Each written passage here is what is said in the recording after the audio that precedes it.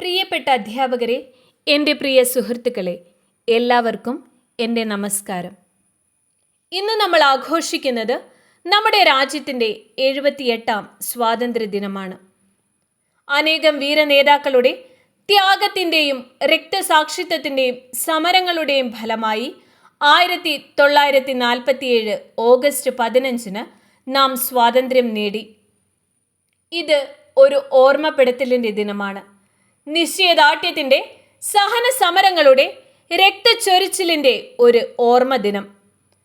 നമ്മുടെ ത്രിവർണ പതാക ആകാശത്ത് പാറിപ്പറക്കുമ്പോൾ നമ്മുടെ കണ്ണിലും മനസ്സിലും ഓടിയെത്തേണ്ടത് നമ്മുടെ സ്വാതന്ത്ര്യത്തിനു വേണ്ടി, നമ്മുടെ അഭിമാനത്തിനു വേണ്ടി, നാം ഓരോരുത്തരും തല ഉയർത്തിപ്പിടിച്ച് ജീവിക്കുവാൻ വേണ്ടി ത്യാഗങ്ങൾ അനുഭവിച്ച വീരനേതാക്കളുടെ കണ്ണുനീരിൻ്റെയും ചോരയുടെയും വിയർപ്പിൻ്റെയും മണമുള്ള കഥകളാണ്.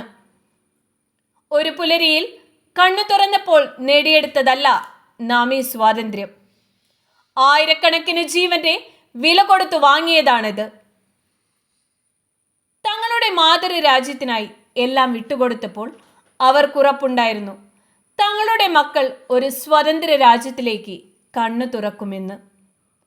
മഹാത്മാഗാന്ധി, ജവഹർലാൽ നെഹ്റു, ഭഗത് സിംഗ്, സുഭാഷ് ചന്ദ്രബോസ്, റാണി ലക്ഷ്മിബായ് തുടങ്ങി നിരവധി വീരനേതാക്കളുടെ നിശ്ചയദാർഢ്യത്തിനു മുൻപിൽ പിന്തിരിഞ്ഞോടേണ്ടി വന്നു ലോകരാജ്യങ്ങളെ നിയന്ത്രിച്ച വെള്ളപ്പട്ടാളത്തിന്. ഇന്ന് 2025 എത്തി നിൽക്കുമ്പോൾ നമ്മുടെ വീരനേതാക്കൾ കാണാൻ ആഗ്രഹിച്ച ഇന്ത്യയിലേക്ക് നാം വളർന്നു എന്ന് തന്നെ പറയാം. അടക്കി ഭരിച്ചവർക്ക് മുൻപിൽ തല ഉയർത്തിപ്പിടിച്ച് തോളോട് തോൾ ചേർന്ന് നിൽക്കുന്ന ഇന്ത്യ. വിദ്യാഭ്യാസം, ആരോഗ്യം, ടെക്നോളജി, സ്ത്രീ ശാക്തീകരണം, കലാ കായികം എന്നീ മേഖലകളിലെല്ലാം ഇന്ത്യ തൻ്റെ പേര് അടയാളപ്പെടുത്തിയിരിക്കുന്നു. നാനാത്വത്തിൽ ഏകത്വം എന്നതിൻ്റെ ജീവിക്കുന്ന ഉദാഹരണമാണ് ഭാരതം. 28 സംസ്ഥാനങ്ങളും 1000-ലധികം സംസാര ഭാഷകളും നിരവധി മതങ്ങളുമുള്ള നമ്മൾ ഇപ്പോഴും ഐക്യത്തിൽ നിലകൊള്ളുന്നത് എങ്ങനെയെന്ന് ചിന്തിച്ചിട്ടുണ്ടോ? അതിനുത്തരം ഭാരതം എന്ന പേർ കേട്ടാൽ അഭിമാനപൂരിതമാകണം അന്തരംഗം എന്ന വള്ളത്തോൾ വരികളിലുണ്ട്. ഭാരതം എന്നത് ഓരോ ഭാരതീയനും അവൻ്റെ രക്തത്തിൽ അലിഞ്ഞു ചേർന്ന വികാരമാണ്.